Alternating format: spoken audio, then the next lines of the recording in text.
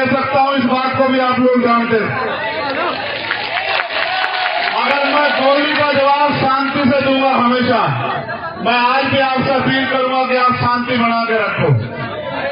उनकी गोली का एक और कारण यह है कि वो डर रहे हैं, वो घबरा रहे हैं, और जब कोई घबराता है तब वो इस स्थिति में आता है कि इस तरह के हमले करता है। आप ये जानते हो कि वो मुझे सीबीआई, ईडी, इनकम टैक्स से नहीं डरा सकते, वो मुझे मुकदमों जेल से नहीं डरा सकते।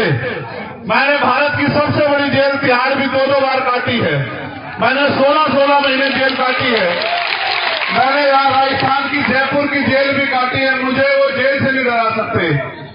मैं उन नेताओं जैसा नहीं जिनके मुंह पे टेप लग जाए, इसलिए उन्हें लगा कि वो गोली से मेरा मुंह बंद कर देंगे। मैं आपको वचन देकर कहता हूं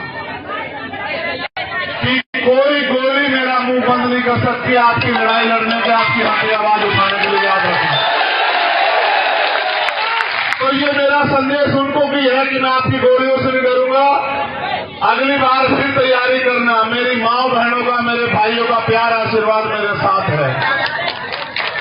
जब तक इनका प्यार आशीर्वाद मेरे साथ है, मैं कहीं नहीं जाने वाला, जब तक कुदरत ने मुझे जिंदगी दी है। दूसरी बात, मैं यहाँ इसलिए भी आया कि मैंने आपको वचन दिया कि मैं आऊंगा भरतपुर, और मैं ये बताने के लिए भी आया हूँ कि मेरा दिया हुआ हर एक वचन, उसको अगर मुझे अपनी जान की कीमत चुकाने में निभाना पड़ा, मैं उसको निभाऊंगा, और जो वचन मैं आपको दूंगा उसको मैं पूरा करूंगा। अगर मुझे जान की बाजी में लगानी पड़ी, उसके लिए भी मैं तैयार रहूंगा। ये बताने के लिए मैं यहाँ हूँ। और चौथी और आखिरी बात, जो सबसे महत्वपूर्ण है, हमारे नेताओं को भी सुननी चाहिए, कि जब आप संघर्ष के पथ पे हो, कर्तव्य के पथ पे हो, अगर कोई बहुत ही ज्यादा मुसीबत आ जाए तो आप लक्ष्य से भटक जाओ, आप समय से ना पहुंचो, वरना आप समय से पहुंचो और मिशन के रास्ते में कोई कठिनाई आ जाए, जब तक आपके महापुरुषों का सपना पूरा ना हो तब तक रुको ना, अडिग रहो। जैसे मैं आज अडिग खड़ा हूं, ऐसे आप भी अडिग रहो, क्योंकि ये परिवर्तन का आंदोलन है, एक दिन में पूरा नहीं होगा। हजारों लोगों की कुर्बानियां होगी, गुलामी की बेड़ियां एक दिन में नहीं कटती है। मैं ये बताने के लिए भरतपुर में हूं, इस एकता के बीच में, कि अगर गुलामी की बेड़ियां काटनी है तो कुर्बानी देने के लिए तैयार रहो, क्योंकि जिस कौम में कुर्बानी के बकरे तैयार नहीं होते, वो कौम कभी आजादी प्राप्त नहीं करती है। इतिहास गवाह है। अगर हमारे खून से क्रांति आए तो मैं यहाँ खुले में इसलिए बैठा हूं कि मैं अपने खून का एक कतरा चुकाने के लिए तैयार हूं। अगर मेरे समाज, ये बहुजन समाज एकजुट हो जाए, अपनी एकता बनाए, अपने अधिकारों की लड़ाई को मजबूत करे, तो मैं अपने खून का एक कतरा जो इस आंदोलन में निछावर कर दूंगा। इसलिए मैं यहाँ भरतपुर में हूँ आज। देखो, आज मैं बहुत बड़ा कोई भाषण नहीं करूंगा। ये सच है, मेरी भी इच्छा है कि मैं जिंदा रहूं।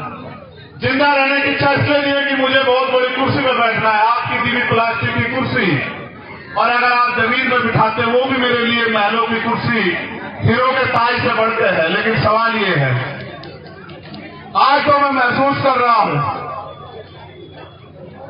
बात मेरी जान की नहीं है। मैं चला जाता, मेरी मां एक दिन रोती, मेरे भाई और एक दिन रोते,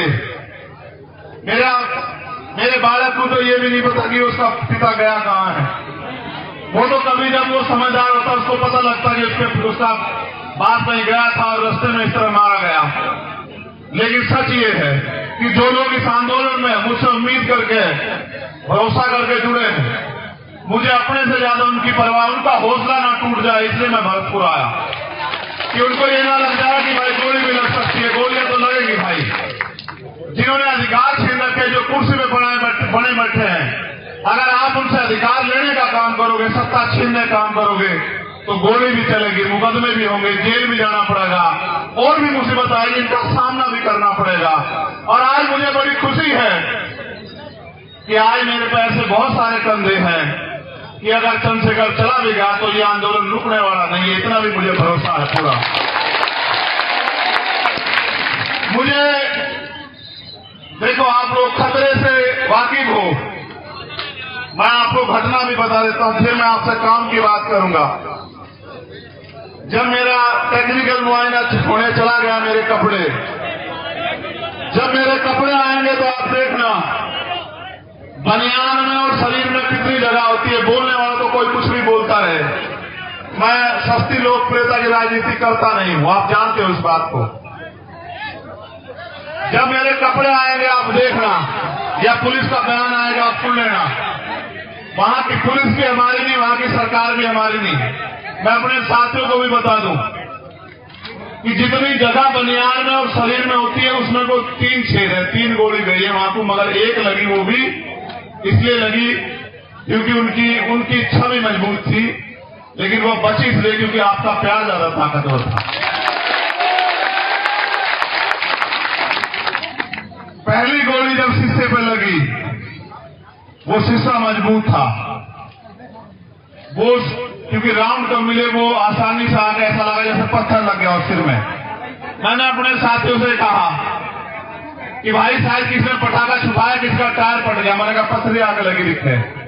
लेकिन जब दूसरी गोली लगी तब मुझे एहसास हुआ, तब मैंने मनीष से कहा भाई, मैंने कहा घिर गए हैं, गोली चल रही है, मैंने कहा गोली चल रही है, गोली लगी है। फिर मैंने अधिकारियों को बताया, ये बात मैंने आपको इसलिए बताई, मुझे एक बात का पता है, आदमी गोली से नहीं मरता, आदमी मरता है डर से, और डर जिस दिन मैं इस काम में आया था मैं डर को घर छोड़ आया था। अगर डर में रहूंगा तो लोहे के बक्सों में रहूंगा, लोहे के बक्सों में रहूंगा, थारे किसी काम नहीं आ सकता हूं।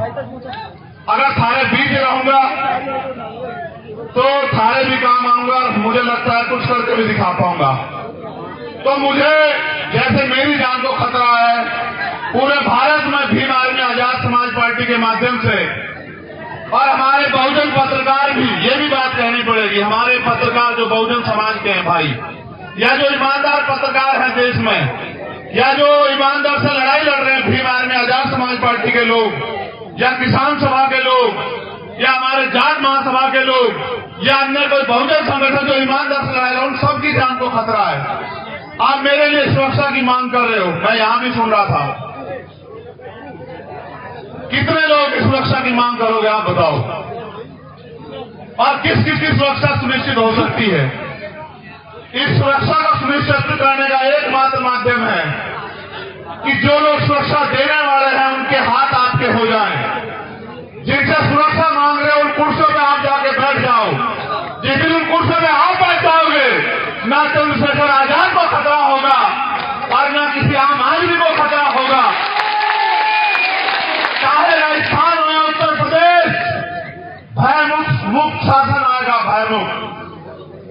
हर आम आदमी, चाहे वो किसान हो, कामगार हो, मजदूर हो, कोई बहन हो, कोई बिटिया हो, कोई बच्ची हो, कोई बुजुर्ग हो, जब ऐसे लोग कुर्सी में बैठेंगे जो सबकी सुरक्षा चाहते होंगे, जिनका लक्ष्य होगा कि हर कमजोर को बुनियादी सुविधाएं, अधिकार, स्वाभिमान सम्मान की जिंदगी मिले, इंसानियत बनी रहे, तब जाके व्यवस्था बदलेगी, वरना आप नहीं कर पाओगे इतने लोगों की सुरक्षा।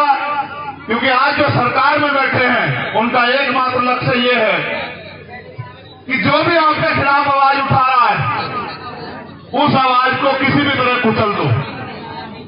अगर मुकदमों से डर जाए, मुकदमों से डरा दो। अगर पैसे से खरीदा जाए, पैसे से खरीद लो। अगर और कोई डर दिखा के सीबीआई इनकम टैक्स का ताला लगता लगा दो उसके मुंह पे, और अगर इनसे भी ना घबरा रहा हो तो गोलियों से उसके सीने को छलनी कर दो। अभी वो गोली नहीं बनी जो आपकी ममता को चीर के पार निकल जाए, ऐसी गोली बड़ी नहीं है अभी, आप चिंता मत करो। मेरी बात पर गौर करो। अब जो बात मुझे आपसे कहनी है कि मेरा पसीने में यहां जो हाल है, आपका क्या हाल हो रहा होगा। फिर मैं आपके लिए क्यों कुर्बान ना हो जाऊं, आप बताओ मुझे।